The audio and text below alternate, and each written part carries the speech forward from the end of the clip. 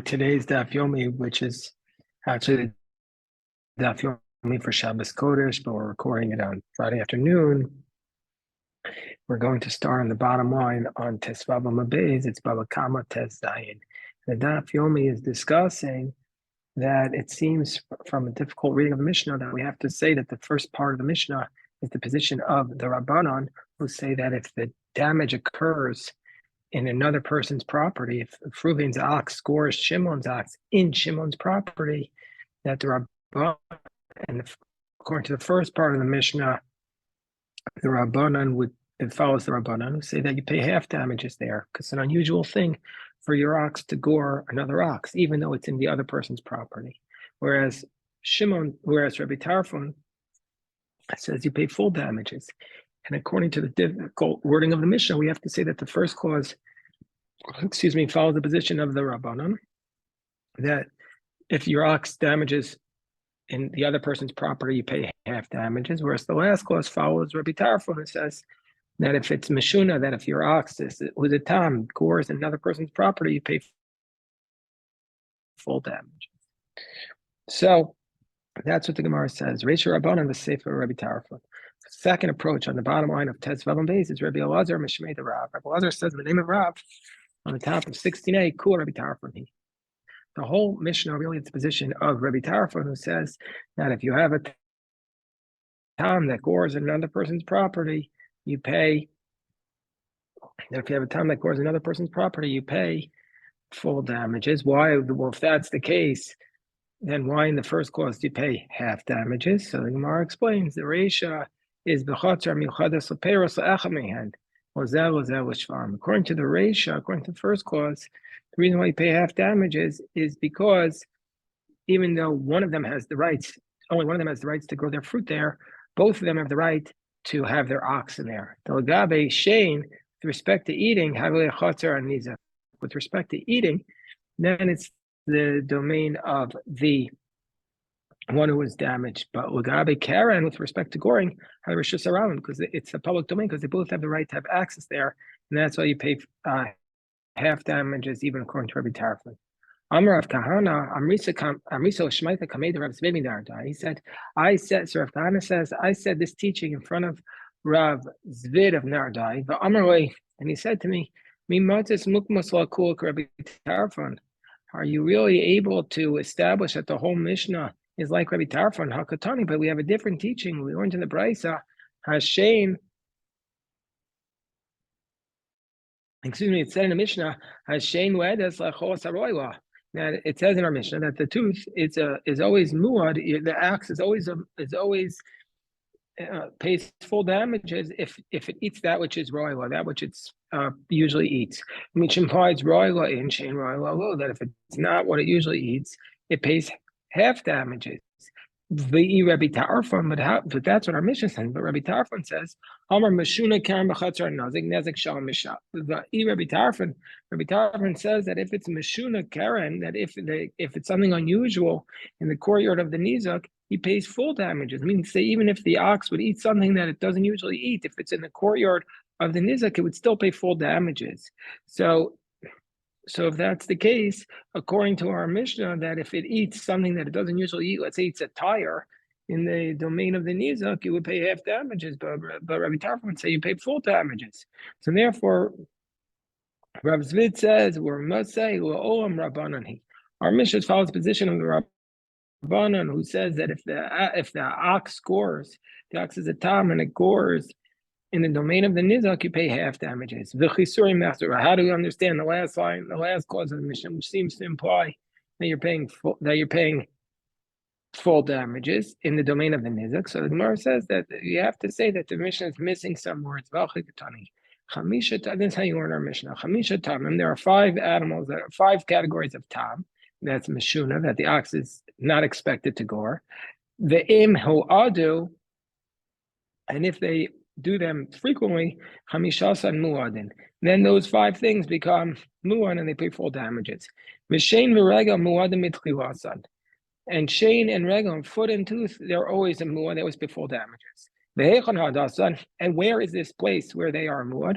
V'chatzar nizak, in the courtyard of the one who was damaged, there were always a nizak, and that's how he would read our Mishnah. That's how you read our Mishnah, and so therefore, according to our Mishnah, that's what it's saying when it's in the domain of the nizak. It's referring to shein and regel. So the Gemara says, "Maskef or Ravina." Ravina challenges Hakatani will come on, but we're going to get to this later on in 24a. Sure, Mazik Bershos Nizak. It says there, if your ox does damage in the domain of the nizak, Ketzad, and what's an example of that? Now, Iamr Bishami Iriba. If you want to say it's referring to goring, Mishum Hachi Katani Ketzad, that's why it says, give us an example. El Yamr so Iriba. But if you want to say that it's not referring to the goring of a tam in the Rishus Nizak, why does it say Ketzad there? It shouldn't use that expression. So therefore, Ravina says, yeah, the Mishnah is missing some words, but we have a different language to say what's missing. Ravina says this is what's missing. Chamisha tamim, there are 5 tamim, ve'muadu, and if they do them frequently, chamishasa muadin.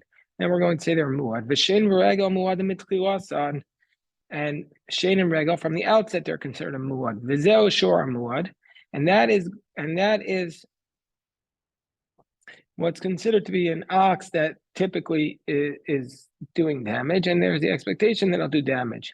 V'shor mazik b'rshus nizak, and then we have to add in this phrase that if an ox does damage in the domain of the nizak, that's a machokas Rabbi Tarfon v'Rabbanan. That's a dispute. Whether Rabbi Tarfon says full damages, the Rabbanan say half damages.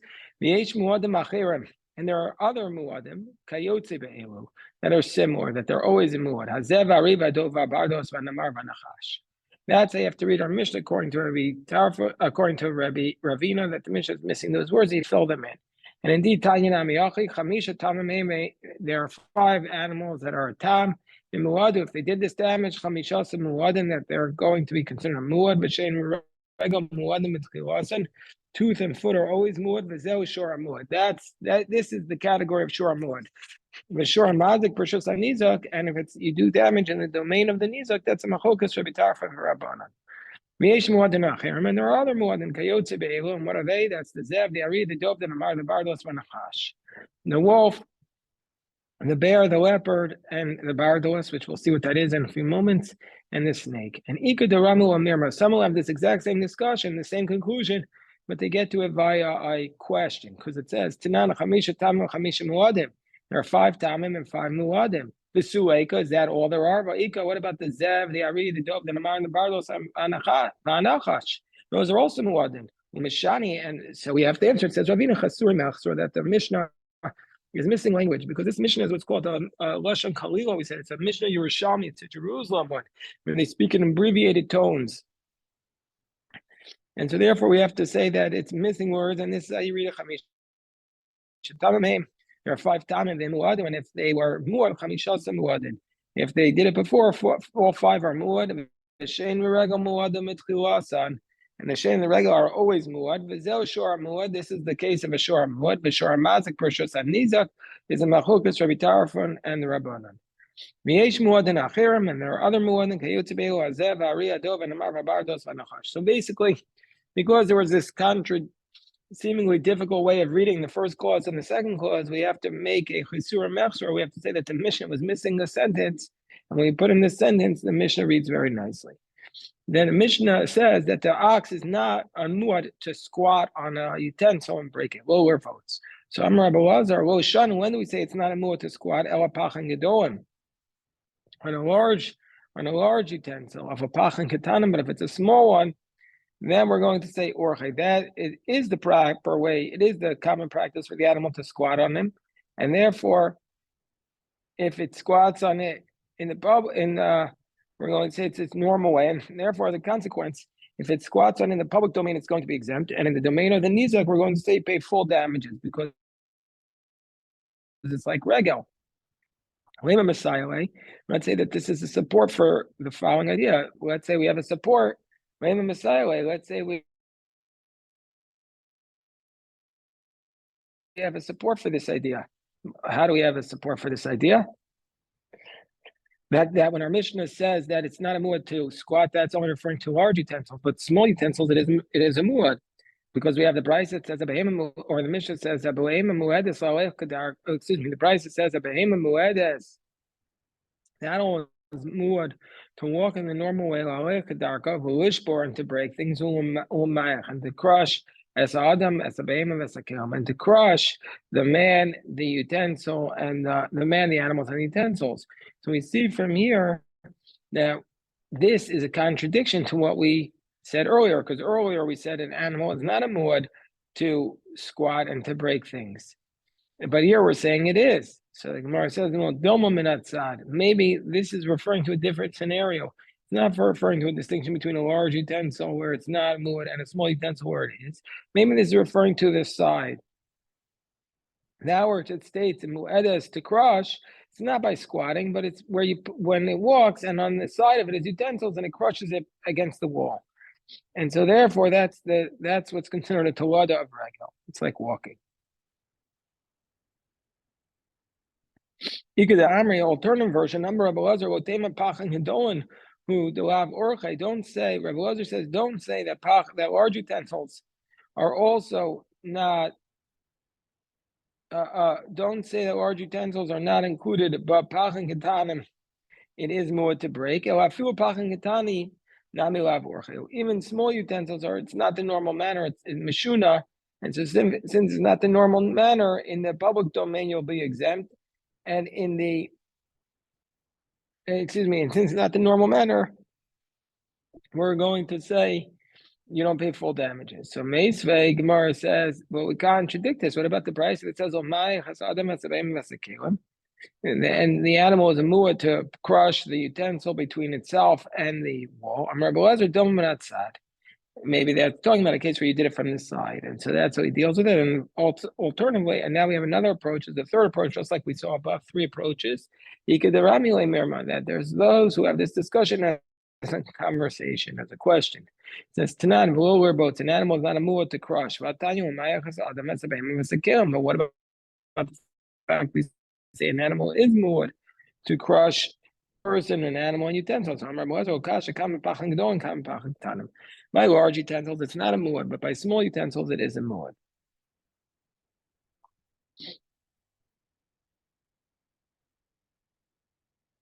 Okay, and then we said about these things that the Zev and the Ari, those 5 animals that are listed, the Zev, the Ari, the Dov, the Namer, the Bardos, and the Nachash, which is a 6th, they are muad. Well, they're always a muad. My Bardos, the Gemara says, what's a Bardos?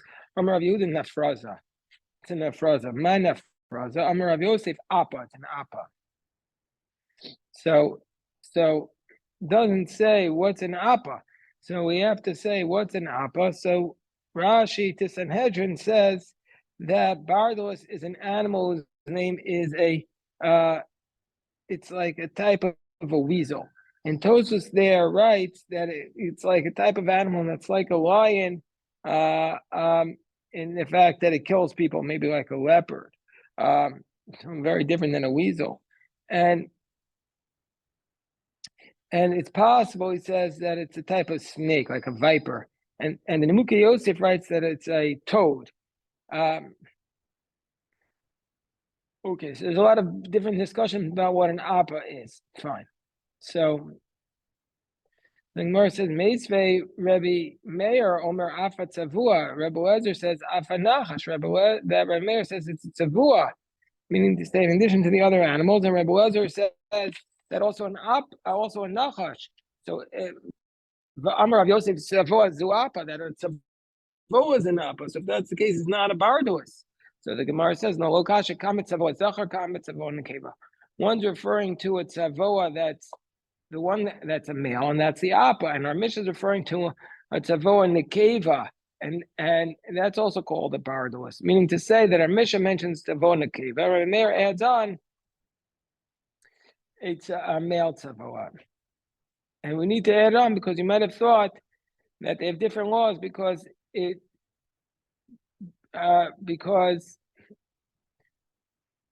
might have thought they had different laws because they act differently. So the Gemara says, I'll read the Rashi. Rashi says the Bardos of our Mishnah is a male tzavua, And about it, Rav Yosef says that a tzavua is an appa, whereas Rav Meir adds on also the female tzavua, which is not called an appa. And that which Rav Yosef says was not a Rav Meir, but on in general. Okay. And we're going to see something in the Mishnah that explains this. Titania, because we learned tzavua zachar achar sheva shanim, a male tzavua after 7 years becomes an atleif. Nasa atleif becomes a bat. Atleif achar sheva shanim, nasa arpad. After 7 years, it becomes a different type of bat called an arpad. Arpad achar sheva shanim becomes a kimush. A kimush is like kimush is different type of bat. It becomes a demon. So, meaning to say that they're similar and they keep evolving, and eventually they become a demon. And a man's spine, 7 years after it decays, turns into a serpent. When is this the case? When do we say a man's spine decays and becomes a serpent? If he didn't bow down during the prayer of Thanksgiving, means that if a person doesn't bow down during the prayer of Thanksgiving, his spine becomes the person who doesn't express gratitude is like a snake. Rameir says Afat Savua. Rabbi says Afat Nachash. The snake is also a muad from the beginning. So we're on top of 16b. The Gemara says Va'anan Tanan. But then we learn Rabbi Lazar says Bizman Sheim B'nei Tarbas Einan Muadin. And Nachash Muad Olam. But don't we say that Rabbi Lazar says all the animals that are listed, when they're domesticated, they're not muad, but the snake is always a muad because you can't domesticate it. And we see according to here, Rabbi Lazar is saying only the snake is a muad. So the Gemara says, Rabbi Lazar says, Tani Nachash, change it. Also the snake is the muad from the beginning. Amar Shmuel. So now Shmuel says, Ari Birshas Arabim, Daras V'achal Pater. Let's say you have a lion that ate another animal in the public domain. If it tore it apart with its nails and then ate it while it's still alive, it's exempt. But if it killed it and then waited until it died and only then did it eat it, is it going to be liable? If it tears with its nails and eats it right away, it's exempt. Because since that's what it normally does, and it doesn't wait for the animal to die. It's like it's eating fruits and vegetables. It's like tooth in public domain, and it's exempt. Potter, but taraf. But if it tears it apart and then waits, that's not the normal manner, and it's like goring, and therefore, in public domain, it pays half damages. The treifel, do you mean to say that the lion doesn't typically tear its prey and wait for it to die and only then eat it? That the lion tears apart. The lion tears apart. The prophet is comparing the prophet, the Nineveh, which was basically eluding the enemy of the people, to a lion which tears its prey and gathers everything up to its house. So the lion tears and waits for its cubs in order to gore our Yehuda, meaning to say. So you see from here the lion typically is Torah. So the Gemara says Bishvil Gorosav. No, the lion will do it for its cubs. That's what it'll do it. But for itself, it eats it right away. And so then the Gemara says, it says in the end of that verse, and it chokes for its lavi, for its baby lions. We see from here that the lion does kill and then wait for later. So the Gemara says, yeah, for its offspring it does, but not for itself.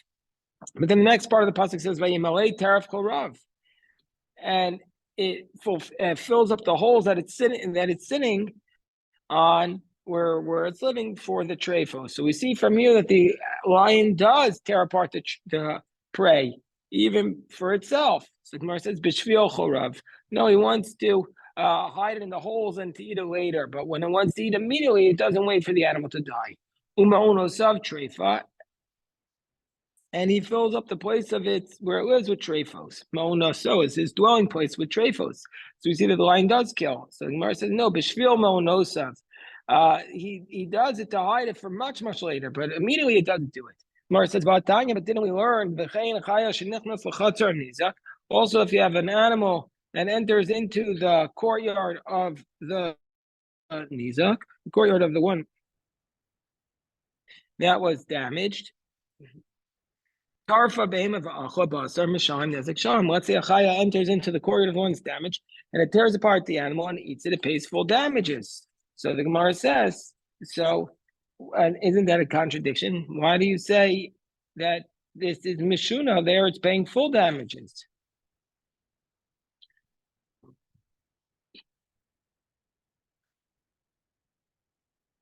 So the Gemara says, "How am I asking should tarfa laniach?" No, it tore it to leave it for later. The Gemara says, "Ha'acha katanim." It says it ate it. So the Gemara says, "B'shenim l'chavacha." It changed its mind.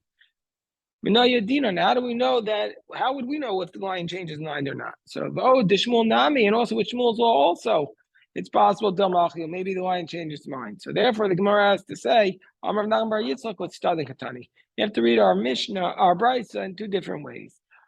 Shetarfa, let's say you have a lion that tore apart an animal in the domain of the courtyard. That's laniach. Or it tore it apart to eat immediately. Mishalem is nezek shalom. You pay full damages. Ravina says Kika Amar Shmuel. When Shmuel said it's not the way of the lion to tear apart that and to eat it, but to kill it, but to eat it while it's right when it tears apart. That's ba'ari tarbut. That's like a domesticated lion. According to Rebbe Lezer's approach, says it's not the normal manner. Or says well, if that's the case, even if it tears it apart and eats it right away, it should be liable in the public domain.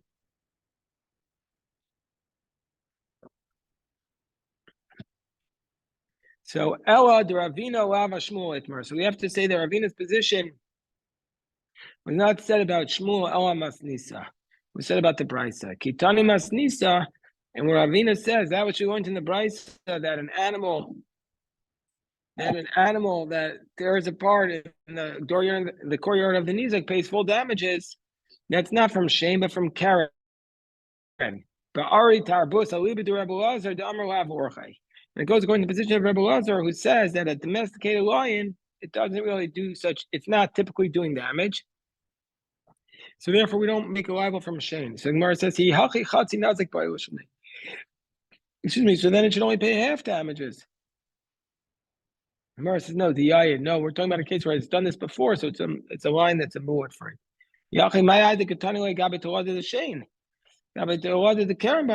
Why are we learning it by the Tolados of Shane? Why is this a derivative of Shane? It should be a derivative of Karen. Where it says, indeed, Kasha, that is difficult. Okay, so the Gemara says, what are the distinctions between a Tam and a Muad? The Tam pays half damages from the value of the ox itself. And if its value is not worth half of the damages, it's the loss of the nizak. And the Mu'ah pays full damages from the aliyah, from his whole property. Meaning to say, even if the ox that gored it doesn't cover the cost, he has to go into his other assets and pay for it. So the Gemara says, "My aliyah, Amar Belezer, from the best of his property." Yechizkiyahu lay down with his fathers. They buried him in the best burial spot of David. Next to the best of the family. Who are they? Maninu David Ushlomo. This is David and Solomon. Asher Karo vayikberu b'kivrus. They buried him in his grave. Asher Karo be'ir David. That he dug for him in the city of David. Vayashkivu b'mishkav. Asher milei b'samim uznim. And they buried him in the graves that he dug for him in the city of David.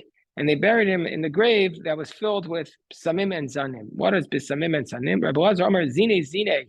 Many different types of samim. Shlomo Rachmani says bisamim shakol amariach ba'an bali dezim. Those special spices, whoever smells them will come to lust. Kikaru shucha l'tenu pachim tamnu raglai. And Jeremiah says when they dug a a hole to trap me and snares they hid for my feet. What is this referring to? They suspected Jeremiah when they threw Jeremiah into the pit. They suspected that he was with a harlot, and he's not allowed to be with a harlot because he's a Kohen. Rabbi Shimon Bar Nachmani says they suspected him being with a married woman. It makes sense according to the approach. It says they suspected him of being with a harlot. That's why it says Kishucha Muka Zona. They threw him in a hole, which is Zona, meaning to say that refers to a harlot. Why does it say Shucha? Do you think a married woman is not a Zona? She's also a Zona. It makes sense going to one that says they suspect him of being with married women. That's why it says, do you know all those people who suspect me, they try to plan for me to death, meaning to say, if they're accusing him of being with a married woman, the punishment is death. Where's the death? Gemara says, no, the Gemara says that Jeremiah means to say that they threw him into a pit of mud in order to kill him. Master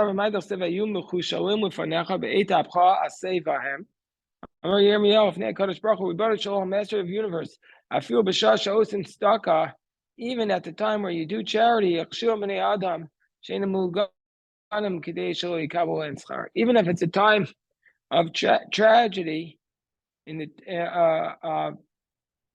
where people do charity, you still have to be careful, very careful. Jeremiah cursed the people of Anatot that wanted to kill him, that even in a time where the people of Anatot are doing charity, he said he made it clear, he cursed them that the people who are not good will not give charity so that they don't get the reward for the charity.